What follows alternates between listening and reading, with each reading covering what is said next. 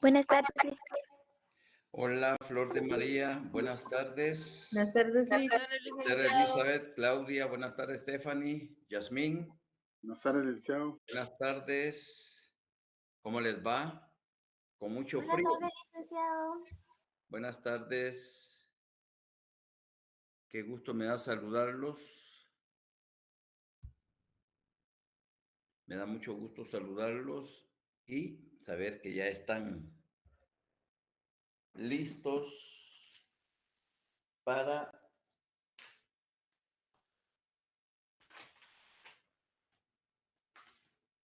que iniciemos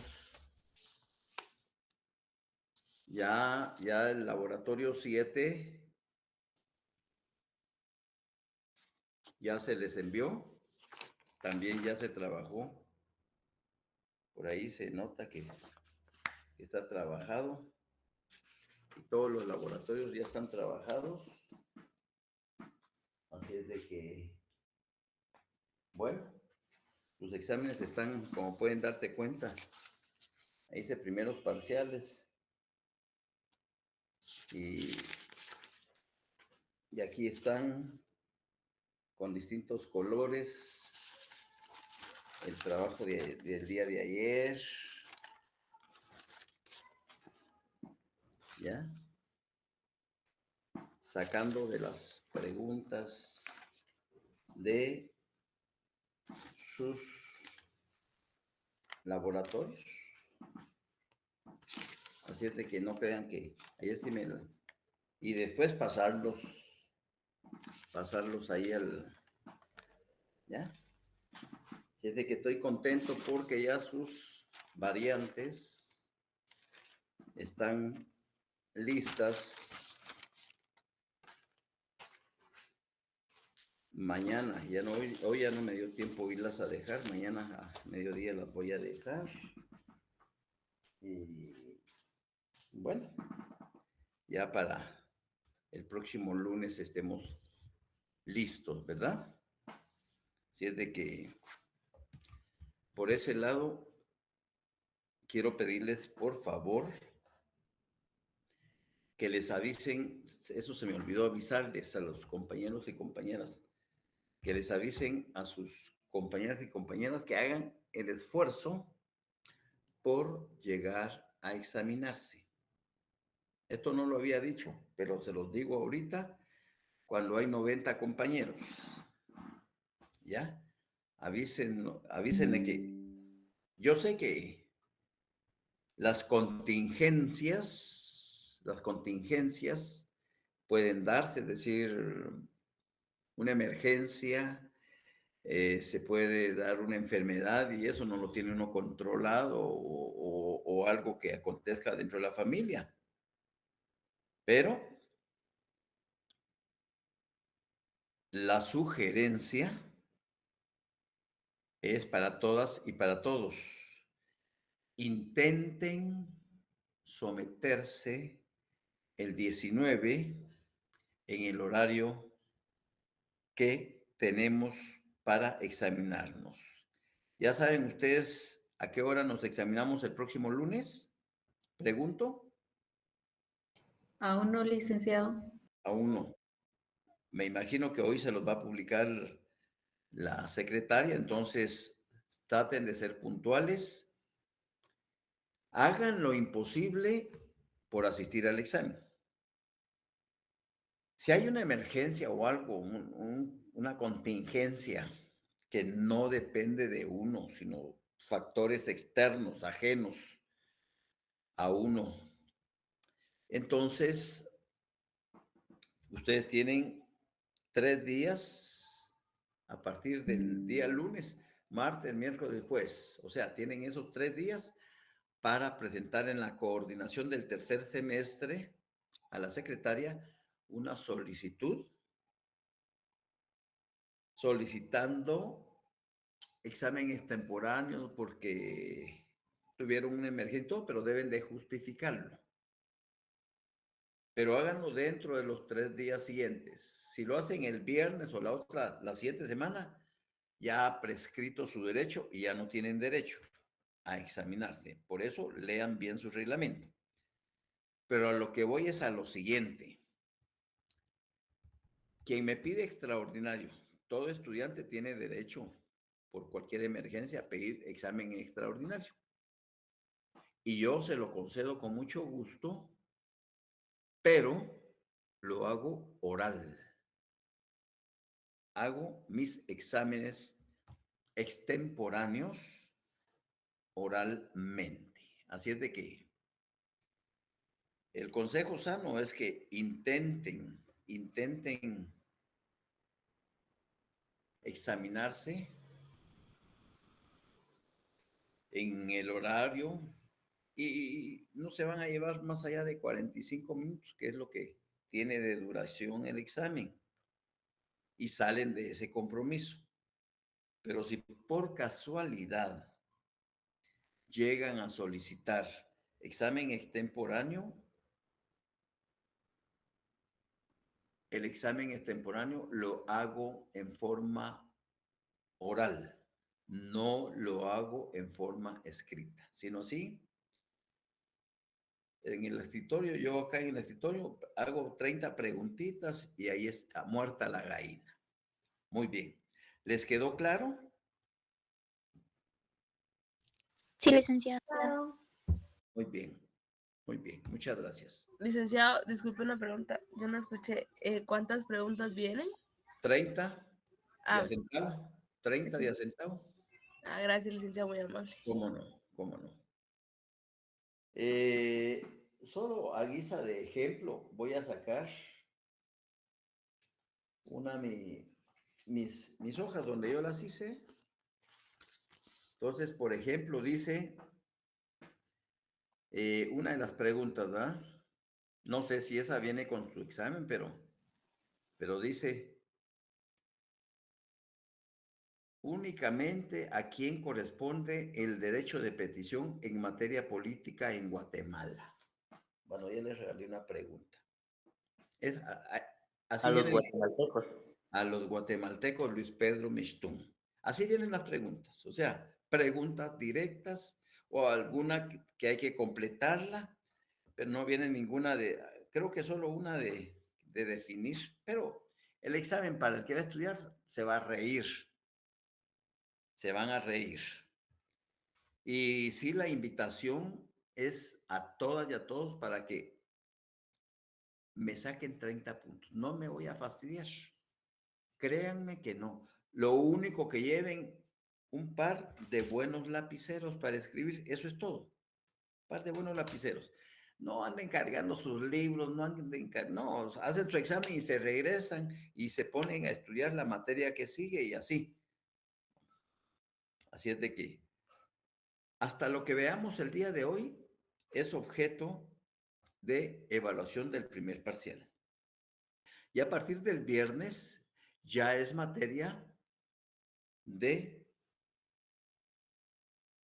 el segundo parcial, que les cuento con mucha pena que terminando nuestro primer periodo de exámenes parciales, tenemos únicamente 6 clases después. 6 clases. Nos vamos de vacaciones por la Semana Santa. Nos vamos de vacaciones por Semana Santa y cuando entremos creo que vamos a ver, la Semana Santa es a finales de marzo, ¿verdad? Sí, licenciado. Sí, ¿verdad? Entonces, creo que nuestro segundo parcial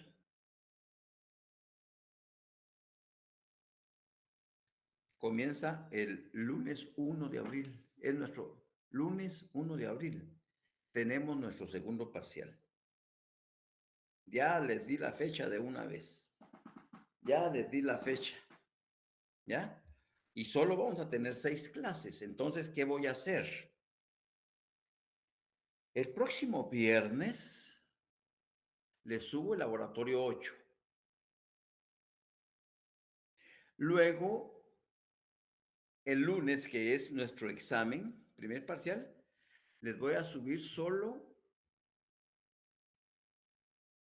no laboratorio, sino una comprobación de lectura que se llama de un documentito de la defensa de la Constitución. El lunes solo le subo las preguntas, que no es laboratorio, sino va a decir comprobación de lectura, número 1, defensa de la Constitución. Y el lunes les voy a dejar en la fotocopiadora que está al salir del edificio el documento. Pensaba subírselos, pero es mucho problema. Entonces mejor se van a gastar como dos quetzales, 2.40. Por eso ese conjunto de documentos que damos, es un opúsculo que lo vamos a desarrollar si alguien puede comprar el libro de la defensa de la Constitución de este profe. Oh, se me fue el nombre ahorita. Un guatemalteco que fue profesor y que trabajó en la UNAM. Ay, se me fue. Ya se me fue. Ya falleció creo que en la pandemia falleció. Ay, se me fue. El libro se llama La defensa de la Constitución. Ay, se me fue, disculpen, me voy a recordar y entonces ese opúsculo lo vamos a desarrollar y se complementan muy bien. Y luego, después, el próximo viernes, seguiré ya con laboratorio 9, taca, tan, y así. Porque inclusive con ese opúsculo de la defensa de la Constitución, vamos a terminar después de que pasen los segundos parciales, vamos a continuar con las clases de ese documento. Así es de que vamos, el día de hoy, voy a saltarme un tema porque nos tocaría ver ahorita las constituciones escritas, no escritas, breves y desarrolladas. Vamos a ver las constituciones breves, vamos a ver las constituciones desarrolladas y vamos a ver las constituciones escritas, que eso en 20 minutos lo vemos. Las constituciones no escritas no quiero que por modo virtual explicárselas porque prefiero presencial porque hay mucho que hablar de las constituciones no escritas y sería de verdad perder nuestro contenido, nuestro conocimiento en relación a esa clase de constituciones. Así es de que hoy vamos a ver las constituciones breves. Por de pronto, constituciones breves. Muy bien.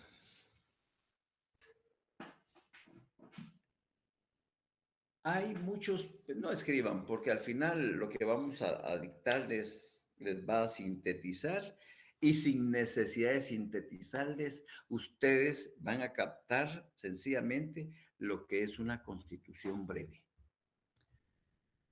Cuando nosotros hablamos de las partes de la Constitución, dijimos, toda constitución del mundo tiene dos partes, la parte dogmática y la parte orgánica.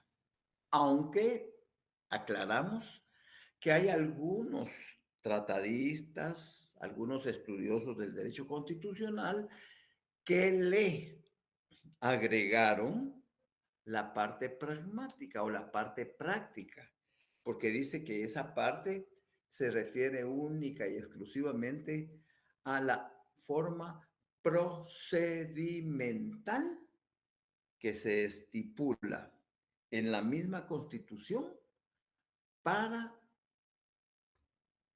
dedicarle esa parte pragmática, práctica o procedimental a las garantías constitucionales, que son instituciones procesales que cualquier ciudadano del mundo, en el caso de Guatemala, cualquier ciudadano puede invocarlas ante el tribunal competente y hacer valer sus derechos cuando la autoridad cualquier clase de autoridad le violente los mínimos derechos constitucionales regulados en la Constitución.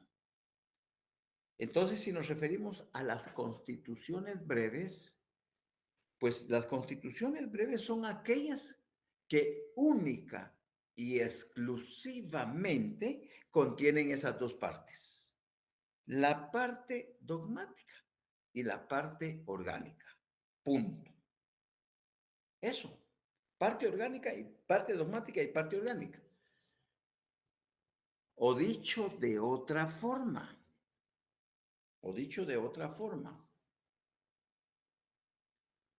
una constitución es breve cuando regula únicamente los derechos fundamentales del hombre, tanto individuales como sociales, y la forma como se encuentra estructurado el Estado, la forma como está organizado el Estado.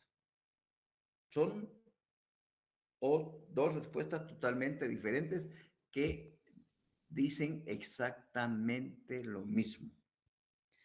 Son pocos los países que tienen constituciones breves, porque una constitución básicamente va a normar derechos fundamentales, derechos humanos, individuales y sociales, y forma en que está organizado el Estado. Ya no hay más materia. Ya no hay más materia que regule esa constitución. Por eso es una constitución breve, porque contiene esas dos partes, la parte dogmática y la parte orgánica. Muy bien. Contrario censo, las constituciones desarrolladas. Las constituciones desarrolladas. Ya lo expliqué en clase una vez, ya les dije que nuestra constitución es rígida, que nuestra constitución es desarrollada, porque aparte de regular, aparte de contener lo relacionado a la parte dogmática y a la parte orgánica, regula o contiene otras materias que no son de índole propiamente constitucional.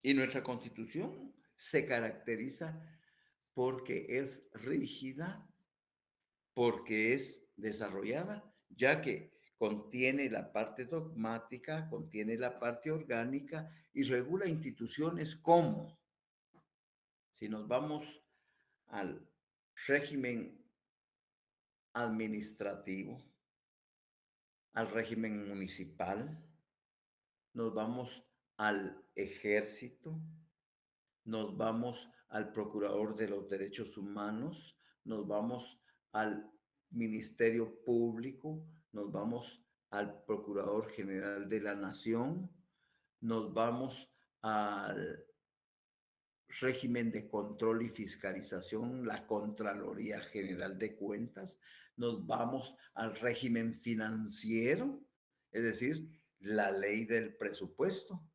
Inclusive, hasta en un artículo regula lo del registro, el funcionamiento del Registro General de la Propiedad. Entonces, todas esas materias, no las garantías constitucionales, la exhibición personal, el amparo, la inconstitucionalidad, todas esas materias no tendrían que estar dentro de la normativa constitucional. Pero el constituyente o los constituyentes así lo determinaron. Y por esa razón, nuestra Constitución también pertenece a la clase de las constituciones desarrolladas. Pertenece a la clase de las constituciones rígidas. ¿Por qué? Porque para reformarla hay que cumplir con una serie de requerimientos, los cuales están plasmados en la propia Constitución.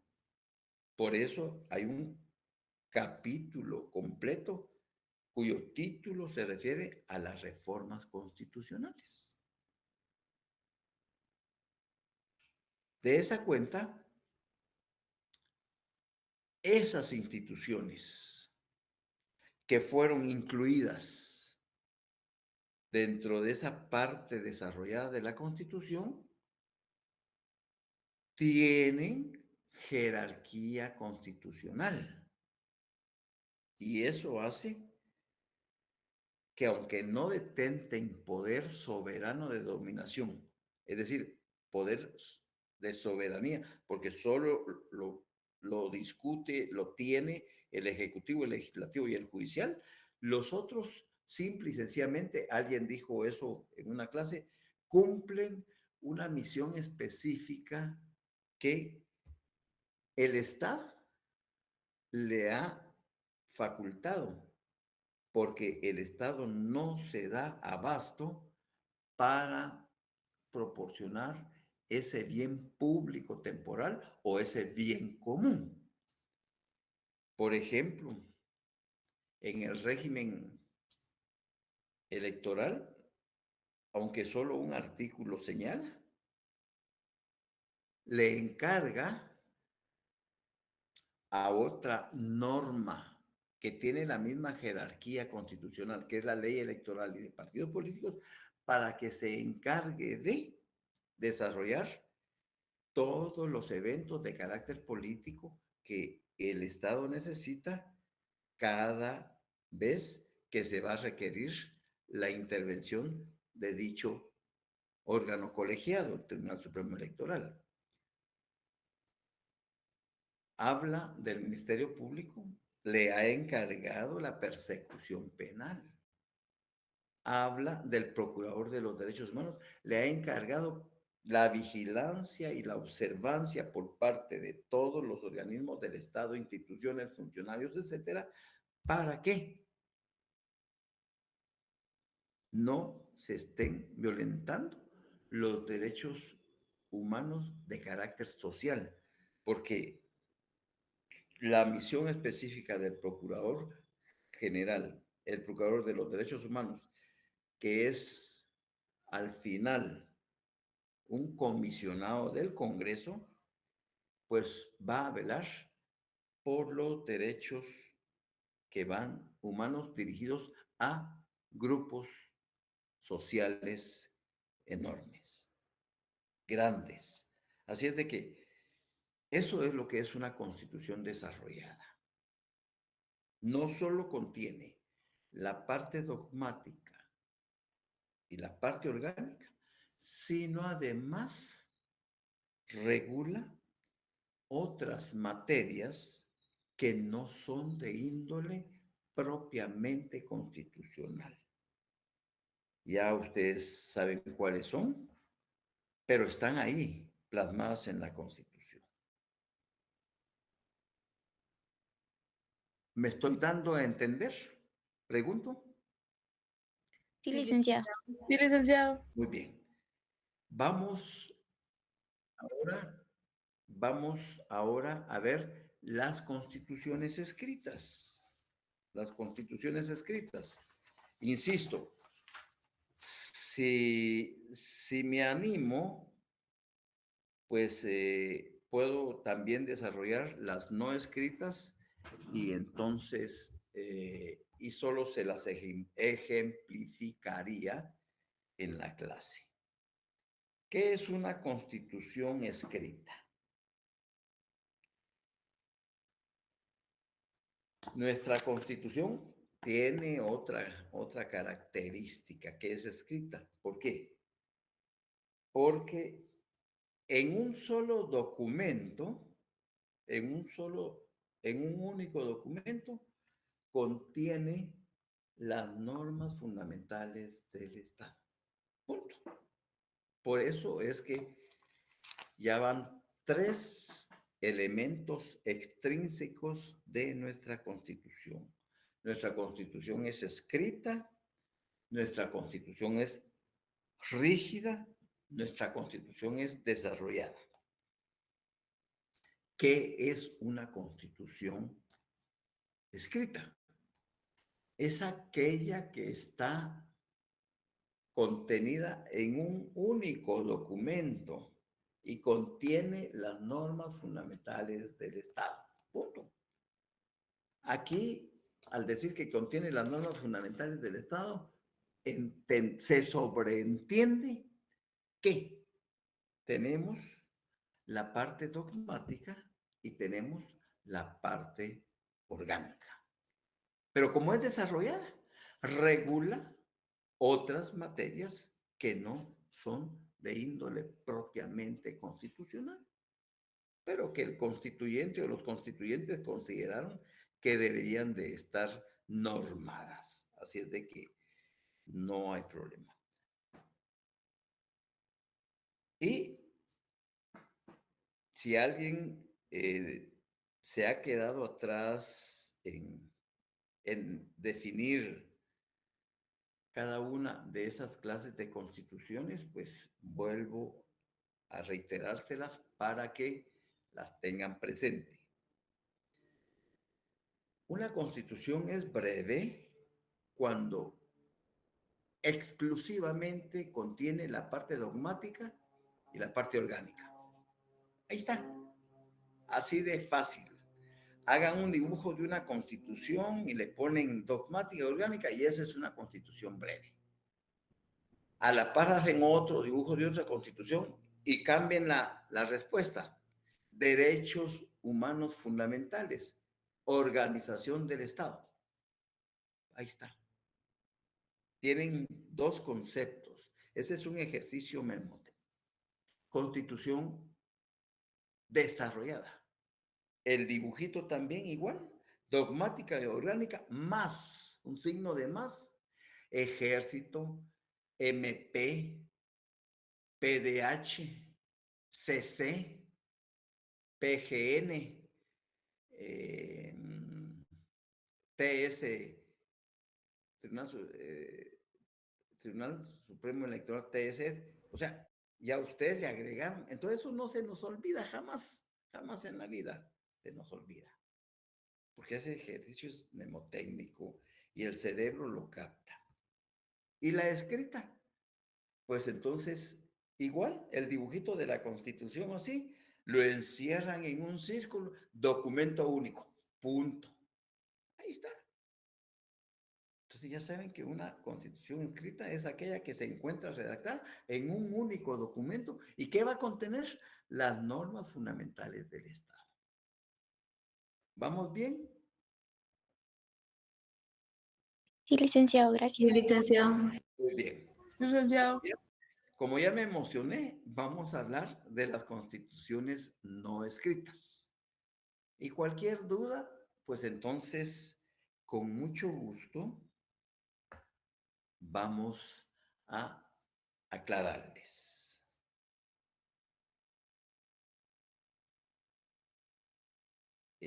No sé cómo borrar eso de que alguien quiere unirse a esta llamada para que se vea toda la pantalla, pero bueno.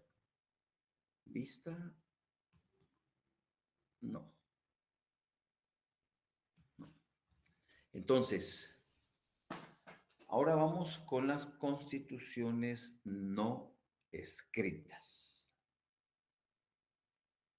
Lo que hay que tener muy claro es que cuando se habla de constituciones no escritas, no significa que las normas constitucionales no se encuentren redactadas.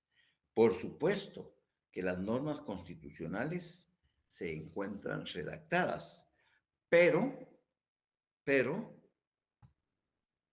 se encuentran redactadas en diferentes documentos de carácter constitucional. Y como ejemplo único de una constitución no escrita es la Constitución de los Estados Unidos de América. Cuando ustedes saben que los Estados Unidos de América, pues era una colonia inglesa. Así como Centroamérica era una colonia española, porque fuimos conquistados por los españoles, mientras que los estadounidenses fueron conquistados por los ingleses. Entonces, y al igual que Brasil fue conquistado por los portugueses, ¿ya? Y otros países del Caribe fueron conquistados por los holandeses, por decir algo. Entonces, el monopolio que Estados Unidos ejercía sobre la Unión Americana era exactamente el mismo monopolio que España hacía con Centroamérica. Pero en 1776, aproximadamente en 1676,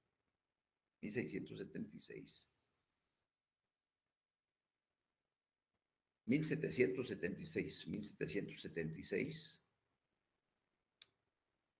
en los Estados Unidos se reúnen un grupo de colonias.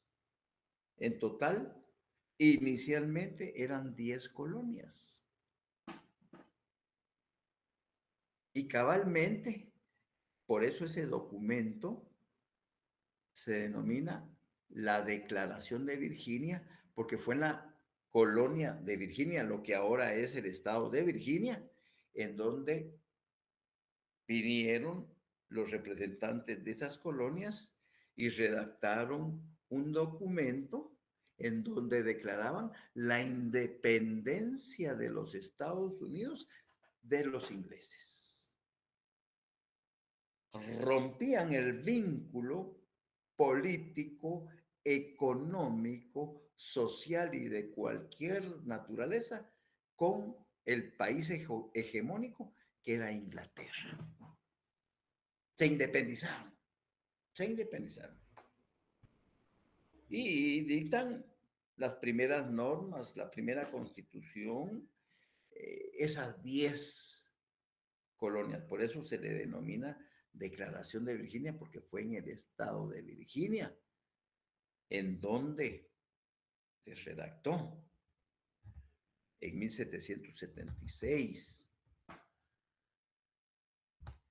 Posteriormente, y por supuesto que no fue fácil, hubo enfrentamientos porque los ingleses vinieron a reconquistar sus colonias y a recuperar, pues ya, lo que era de ellos.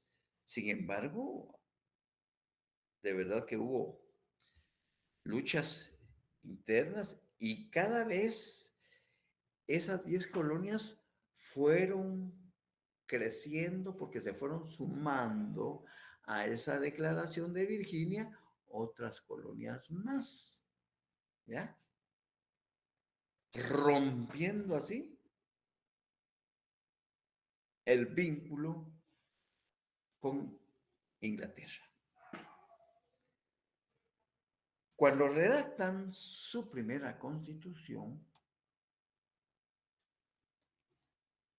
se dan cuenta que no habían normado nada referente a los derechos humanos, al Bill of Rights. O sea, no habían estipulado la manera como iban a ser normados, regulados, tratados la materia de los derechos humanos. Y entonces, 10 años más tarde, se hace la primera reforma constitucional, o como ellos le llaman, la primera enmienda a la original Constitución de 1776. Por eso, esa Constitución de los Estados Unidos debe de ser la más antigua porque sigue vigente desde 1776 hasta esta época, hasta el año 2024, esa Constitución sigue vigente. Lo que ha sucedido es que cada vez, conforme iban creciendo las necesidades de la población y había que regular otras materias que inicialmente no regularon, entonces hacían otra enmienda y después otra enmienda. Y con el transcurso de los años, la última enmienda que la Constitución de los Estados Unidos fue efectuada fue en el año de 1964, imagínense. Allí fue la enmienda número 27. Es decir, que desde que se firmó la Declaración de Virginia, que fue ni más ni menos que la Carta Constitutiva de Independencia de los Estados Unidos de Inglaterra en 1776, de esa fecha al 2024, ha sufrido 27 enmiendas. ¿Ya? Y por eso se dice que cuando se está hablando de una constitución no escrita, no es que no se encuentre redactada. Lo que sucede es que esa constitución se encuentra redactada en diversos documentos de carácter constitucional, porque en los Estados Unidos quien hace esas enmiendas es única y exclusivamente la Suprema Corte de los Estados Unidos. Porque ustedes saben que allá los magistrados o jueces de la Suprema Corte son vitalicios. Es decir, hasta que se mueran, dejan su vacancia. Y entonces era el presidente dentro de un grupo a propuesta del Senado y esto que proponga para ocupar esa vacancia. O la otra situación es que ya el magistrado, por decirles algo, lleva 30 años, porque realmente ser un magistrado en la Suprema Corte de Justicia es la aspiración más grande, me imagino, que cualquier abogado desea tener en su vida, ser honorable magistrado de la Suprema Corte. Y entonces la otra situación es cuando ya ese magistrado siente que ya está muy cansado, que ya no está en las condiciones normales para impartir justicia, entonces se retira y entrega su renuncia. Son las únicas dos, ¿ya? Porque son vitalicios. Los magistrados a la Suprema Corte son vitalicios. Allá ser juez, en los juzgados normales, todo es así. Es como de verdad, como un privilegio, pues, servir al país, pero en una forma No digo que también han dado situaciones de corrupción, todo como en cualquier país del mundo, pero allá la mayoría de abogados, porque la carrera de abogado allá sí es bien difícil.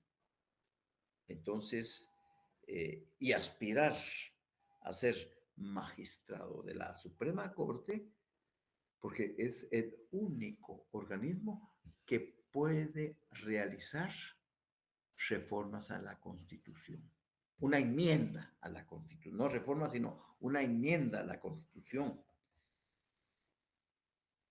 Pongamos un par de cositas ahí. Alguien que ha sido actor de cine, que tiene un hijo con una guatemalteca, ya saben ustedes de quién estoy hablando. De Terminator, Arnold Schwarzenegger, algo así. Pero ustedes me comprenden, ustedes lo han visto en Robocop y todas esas películas. Pues él aspiró y llegó hasta ser gobernador de California. Y quería dar este pasito en donde está Biden y está Trump y otros que le están disputando a Trump la preferencia para ser el número uno y entrar a las elecciones de noviembre de este año. Pues Schwarzenegger, algo así, discúlpenme mi expresión, él aspiraba a ser presidente de los Estados Unidos, pero tenía una limitante. Su origen es austriaco. Él nació en Austria. Y eso es un impedimento. Eso es un impedimento para que pueda ser presidente de los Estados Unidos, porque única y exclusivamente pueden ser presidente de los Estados Unidos los nacidos en territorio estadounidense. ¿Ya? Entonces, él en ese entonces gastó un dineral con un equipo de asesores y abogados tratando de convencer a la Honorable Corte Suprema, la Suprema Corte, de que realizaran otra enmienda para abrir la puerta y que cualquier extranjero no nacido en los Estados Unidos pudiese aspirar a la primera magistratura del país.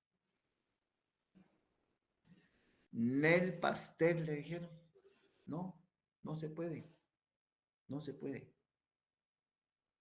Y han habido algunos intentos por tratar de, en cuanto a los migrantes, por ejemplo, ha habido grupos pro ayuda por esto y han tratado, pero la Suprema Corte es que realmente para convencer a los magistrados de la Suprema Corte es una cosa realmente que... Entonces, ya se imaginan ustedes cada enmienda, son mamotretos, ¿ya? Entonces, son 27 enmiendas, son 27 documentos de carácter constitucional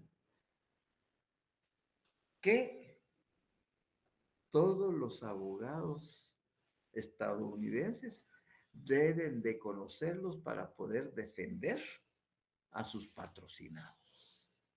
Vean esa lucha terrible que tiene Trump con algunos tribunales de distintos estados de los Estados Unidos.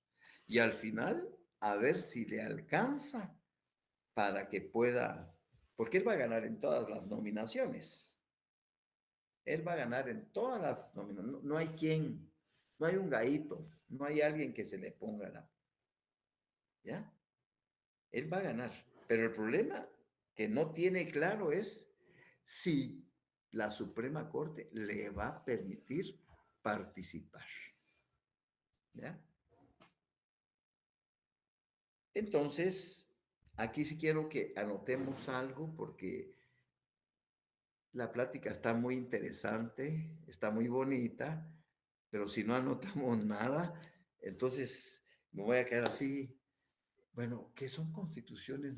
Ya sé ya sé que son constituciones escritas, ya sé que son constituciones breves, ya sé que son constituciones desarrolladas, pero ¿y qué son constituciones no escritas? Entonces, anotemos esto si debemos tener claro, debemos tener claro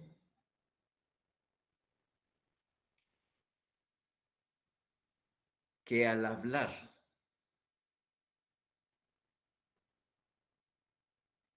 de constitución no escrita,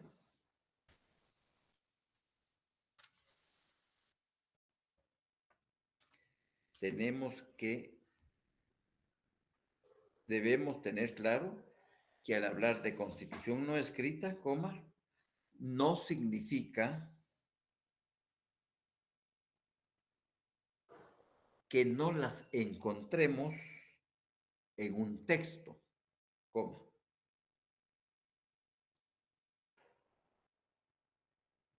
Es decir, coma, que las normas constitucionales,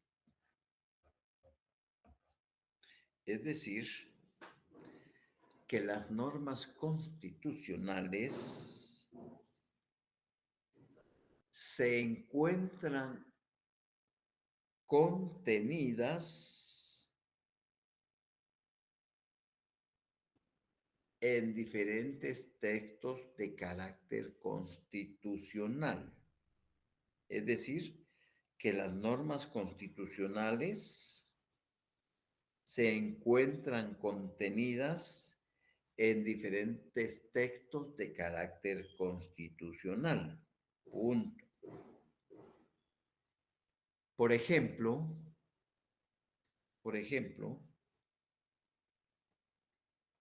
la Constitución de los Estados Unidos de Norteamérica,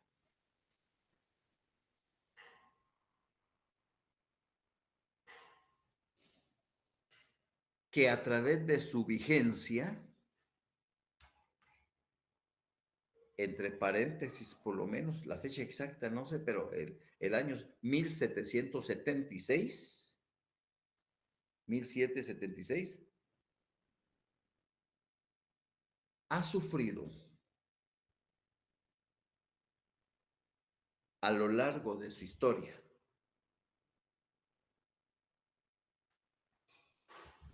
hasta el día de hoy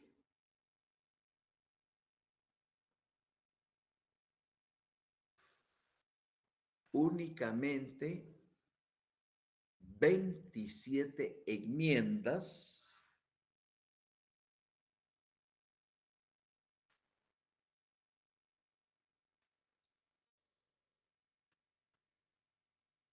ha sufrido hasta el día de hoy 27 enmiendas en diferentes años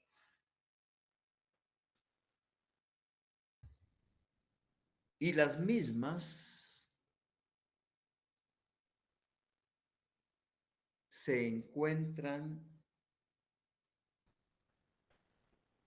redactadas y las mismas se encuentran redactadas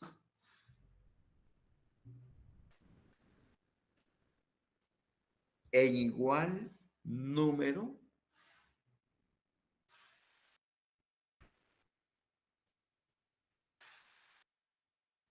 de documentos constitucionales, como siendo la Suprema Corte, siendo la Suprema Corte la encargada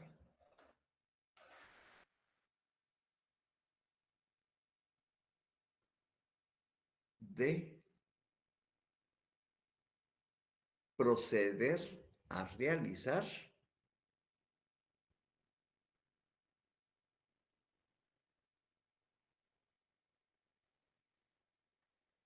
las citadas enmiendas. Muy bien.